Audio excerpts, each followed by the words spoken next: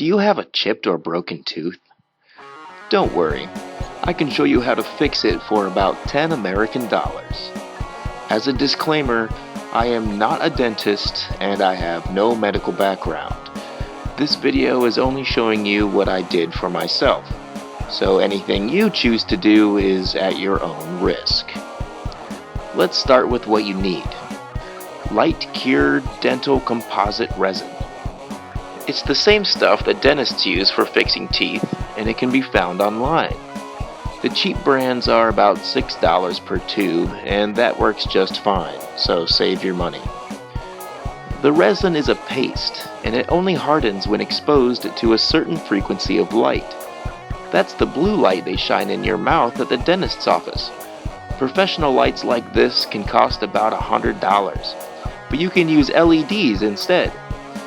They're only about 50 cents each, but they must have the same frequency of light as the dental lights, 420 to 480 nanometers.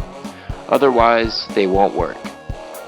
A couple of fresh batteries are important to make sure your LED will shine as brightly as possible. You can hold them in place with a battery holder or improvise with some wires. A small tool will help you be more precise when applying the resin. A precision screwdriver works best. Oh, and you'll need a mirror too, so you can see what you're doing. Alright, let's get started. First and foremost, you need to keep your tooth dry during the whole procedure. Wad up some paper and stick it under your gums so your lip and saliva won't touch the tooth. When the tooth is completely dry, you can apply the first layer of resin. Keep it thin and cover the whole tooth. You will add more layers later, but keep it small for now. Dental resin is only translucent, so if it's too thick, the LED won't be able to penetrate the resin and it won't become solid. If you need to, you can use the precision tool to help move the resin into place. Once you have a nice small cap, you must bite down before exposing it to the LED. This is to ensure that your normal bite is not affected. Act like you're chewing and make sure it feels normal, because once this stuff hardens, it won't budge, and it's not fun to try and file it down or have to start all over. When the resin is in place, and you're sure it won't affect your bite, you can expose it to light from the LED. This light isn't as strong as the one dentists use, so you need to spend a few minutes on each layer. Move the LED as close to the tooth as possible without touching it.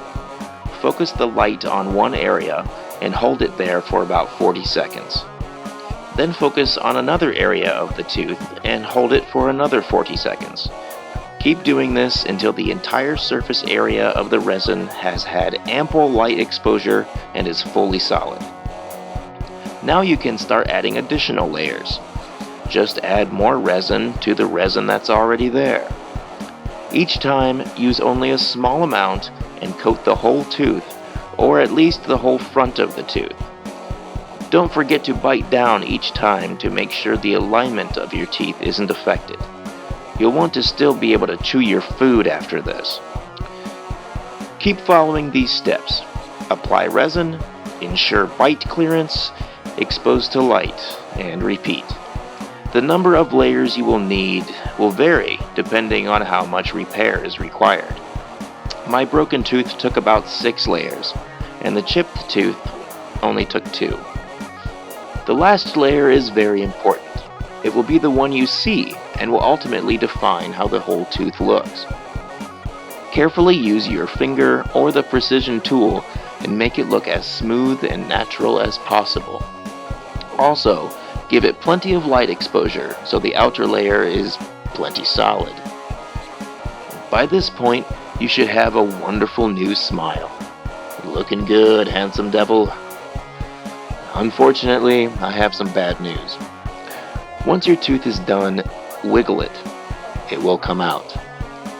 Dentists have a special cement that adheres fake teeth to real teeth. I haven't found a good substitute yet, so I've been using super glue. It's non-toxic once it dries, and usually lasts about a week. I have to be careful when biting into foods such as apples and sandwiches, because too much pressure will make it pop out. And yes, it is a little embarrassing to have to duck into a bathroom to superglue my tooth back on. But remember, this was all done for only $10. Recently, I've discovered that most epoxy is also non-toxic and can likely provide a more permanent hold than superglue, but I haven't tried it yet. After a year and a half of doing my own dental work like this, I finally saw a dentist last week who fixed my front teeth. However, I don't think he did a very good job cosmetically, so I will probably continue repairing my own teeth and trying new things in order to perfect this do-it-yourself dentistry. So there you have it, self-made dental repair. But what's the backstory? How did I come to do this in the first place? It was a string of bad luck.